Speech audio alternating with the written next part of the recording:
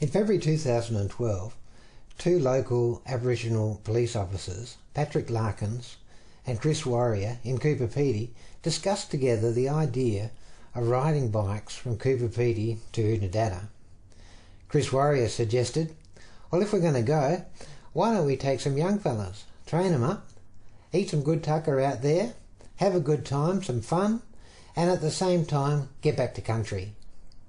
Well, Priscilla Larkins, CEO of Umoona Tjutagku Health Service Aboriginal Corporation, caught on with those ideas as seed ideas, and linking with a group called the Change Cycle, saw it as a way of developing holistic and innovative and creative drug and alcohol harm minimisation programs. When this idea came about by these two gentlemen, we actually thought, you know, it's a good idea.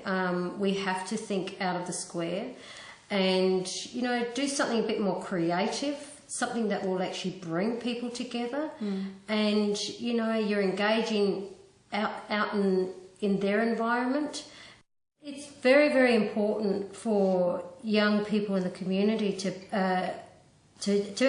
actually go back to the basics, you know, go back to being out in the scrub, running around, because not a lot of people do that these days, you know, and enjoy life in general, you know. And we just wanted to be able to give a little bit more back to the people in the community, to again give them a challenge, and a challenge that they will actually take back and you know, tell others. Good to give the kids a positive memory of riding with uncle or father or grandfather or older brother.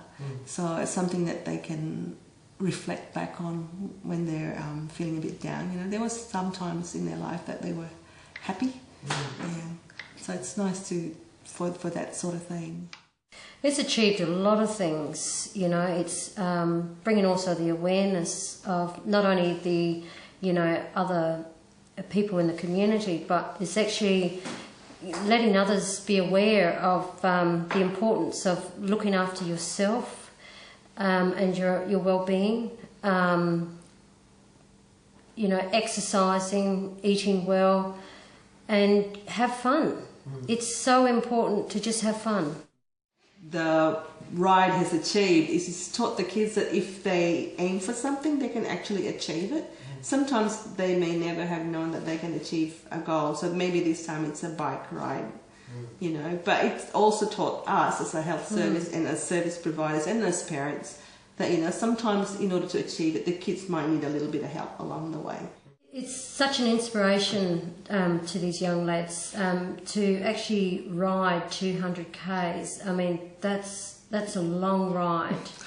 And when I heard about the ride, I thought, oh my, you know, I'd love to do the ride, but when I look at 200 Ks, I just... Rocky road. No way. But the thing is, these guys did it, and they're also young kids that actually participated in this, and it is inspirational to me.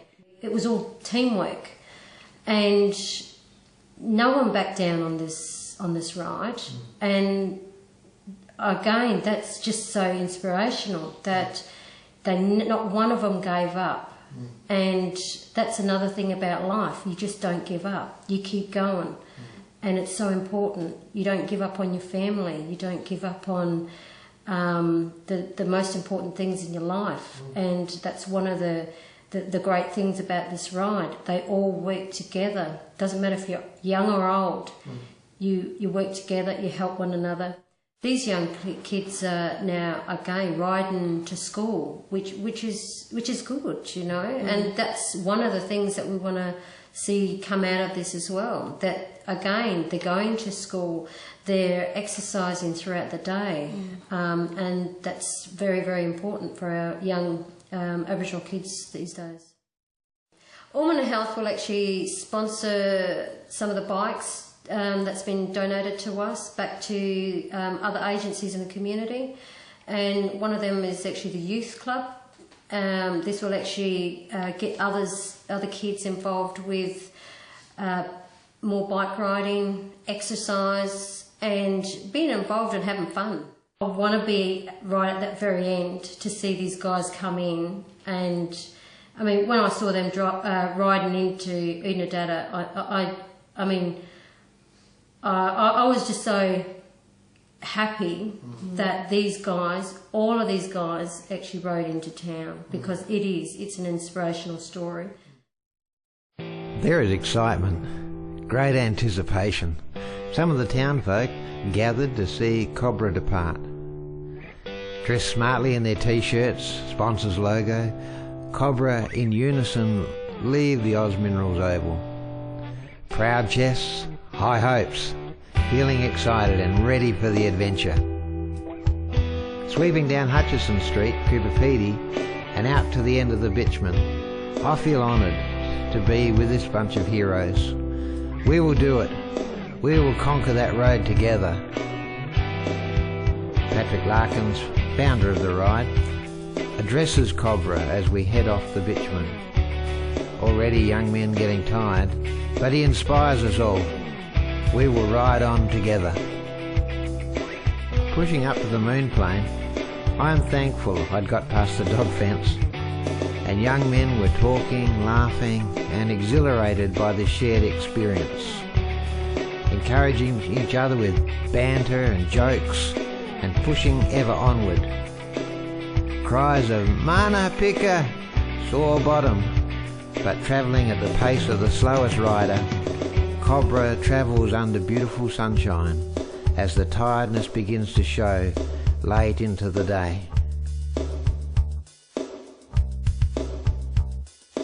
Stops for food, water and games of stab passes lighten the workload, and the hills of Aljibukullia Creek welcome us to the first night's camp. I feel proud of these riders who have kept at it across corrugations, potholes and pain, each determined to ride to Unadada. Bonded together by that one purpose, we dream of the finish line and achievement.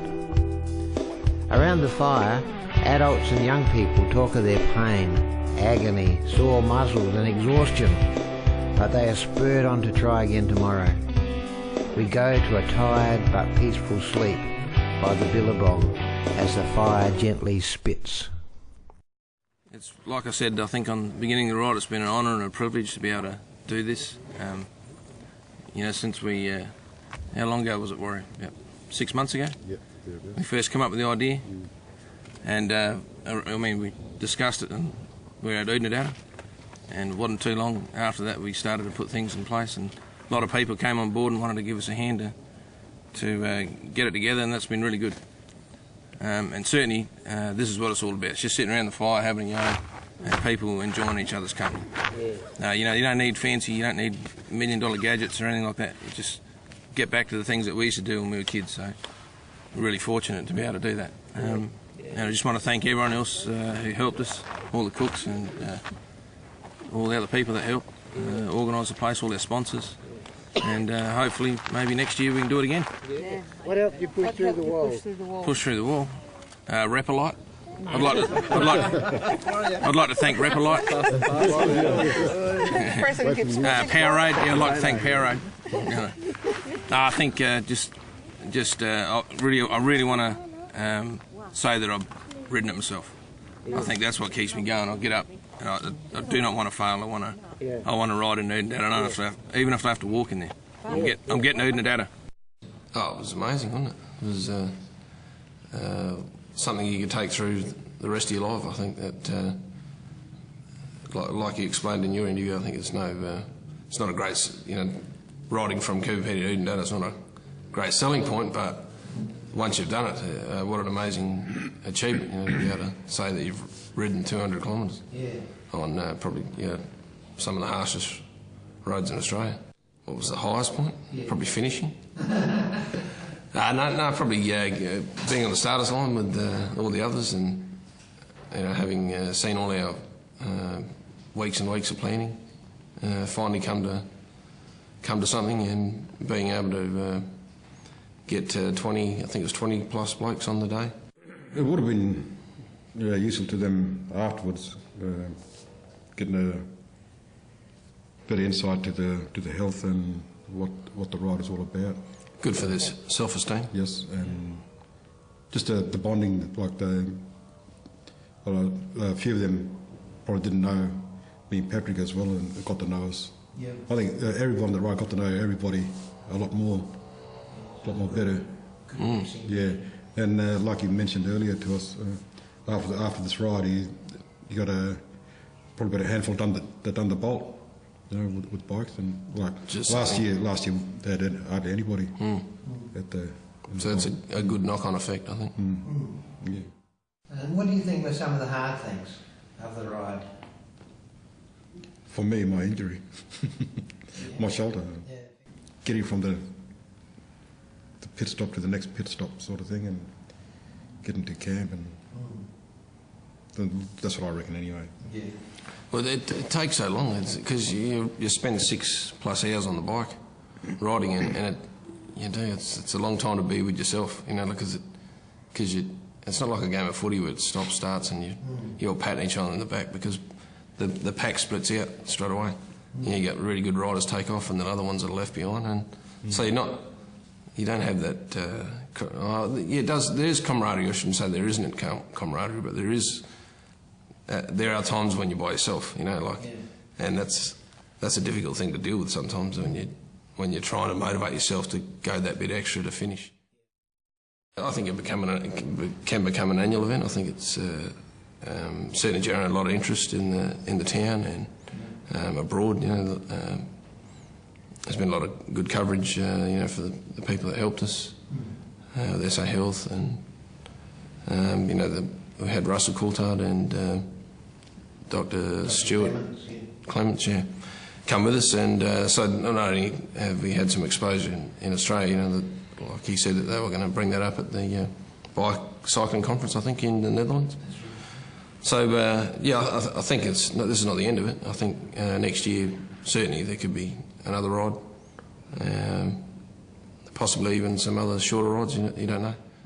I think it's given people a sense of achievement, that people do realise that you can do something.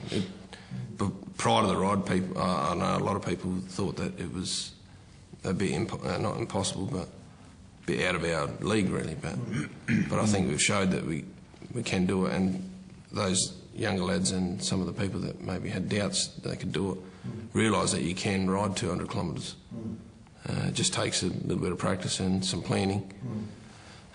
So yeah, I see that as a good thing, and like I said before, that people take that sort of stuff, I think, through their lives, because it is things that you don't get to do every day.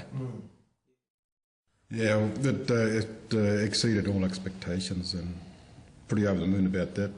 And I just wanted just a few people to ride rather than we got on the starting line. There's about 21 people there. When we thought about the numbers, we tried to keep it small. I think what we were worried about was that we might not have enough people to, it may not get off the ground if we just wanted to start small to make sure that we can do it. And then, if it was successful, then we would go on further and, make it an annual thing. And I think what Chris was saying, it exceeded our expectations, that we were pretty happy with the result that we got. Yes, we're thankful that Umoona Health came on board, and were really the driving force behind implementing the ride. And certainly there was a lot of unknowns in the beginning, and they stuck with us. So we were fortunate that we had that input by them. Certainly a lot of it wouldn't have been able to get off the ground unless we had them to get us through it. Now that we've got the bikes, we're really fortunate that we had some sponsorship, and we had the bikes now. We're able to, maybe have another ride planned for next year. So that's been really good. I know that we've had the school quite interested in doing some sort of joint thing with them and the kids. So overall it's been a really positive positive thing to have these bikes that were purchased initially for the ride, and now we're finding that there are all these other things that we can do with them. So that's been really good. It was good that everyone got along really well, and it was good to see Indigenous, non-Indigenous people. So that was a good. That was good to see that happen, and I think it was just a great feeling, to have a bunch of people there for a common purpose that were that enjoyed each other's company, that were there to complete the ride. I think what did it for me was when we pulled up at our first campsite, and you would think that most people get off their bike and go and lay on the swag like I did, but there were kids that didn't. They were riding around the creek. We saw them riding right up till sunset, And I remember going to bed and I could still hear them talking, and that was like 9:30 on the first night. And they were up at 6. I could hear them talking again. If not on the bikes and riding around. Yeah, so it's like they had that much energy to burn. Obviously they'd loving being there. So that was good to see. I really like that. And you've got guys like me that were struggling to ride, and these kids are going along riding with no hands, doing snakies and monos, and you just look at them and shake your head. They were just teasing us. Yeah. But it was good fun. Yeah. It was good. And it's good to see them enjoying themselves too. Yeah. And the country's beautiful. Like that first campsite, you couldn't beat that. It's magnificent. And we were spoiled that morning, I think, when we got up and saw the fog in the distance, because we had fog everywhere. And it had lifted and we started riding on the road, and we could just see the tops of the hills, because of the fog had obscured them. And that's not something you see every day. And to be able to ride bikes past that, was spectacular. I think it was great, like a really good moment, I think. And great for those kids that were there to experience it. Yeah, that night it was a million star accommodation, not 5-star. Yeah, that's right. Million star. Yeah. The last day riding in the rain and the thing, even though I think at the time we didn't think it was much fun, but to say you've done it, to say you've ridden in the rain and in the wind, and you're cold and you're wet, and all you want to do is get to the finish line. I mean, that's a great achievement. I think that's stuff that you don't get to do, and being able to say that you've completed it and done it is a good thing. And hats off to those young lads that did it, because it is a big achievement. I could imagine doing it at their age. I would think I was king of the world, if I'd got that opportunity at that age. So no, those sort of things are priceless, I think. Money can't buy that sort of stuff, I think. You're pumped up during the day because you're really keen to get there, and then when you finally get there, you fall in a bit of a heap. You think, I'm glad I finished, I just want to go home now. But it was good to have the presentation and see all the people from Umoona that were out to welcome us, and that was great. It was a good feeling. We didn't have, an appreciation about how difficult it is to do it, and it wasn't until we started to put things into place, we started to talk about some of the logistics and some of the equipment that we might need for the ride, that we realise it is difficult to plan something like that. But thankfully we had quite a few people, myself, Chris, you, George, and a number of other people in the community that helped. After lots of meetings and consultation with Robin Walker, Aboriginal Liaison Officer with Umoona Health Service, and also chairperson of Kupapiti Mamaku Health Group, a plan was set for the ride. Now the ride was to include 10 adults, 10 young men, and a support crew of nurse, cook, photographer, a bus driver, mechanic, and we were to head over to Umoona in 3 days, from May 31st through to June 2nd, 2012.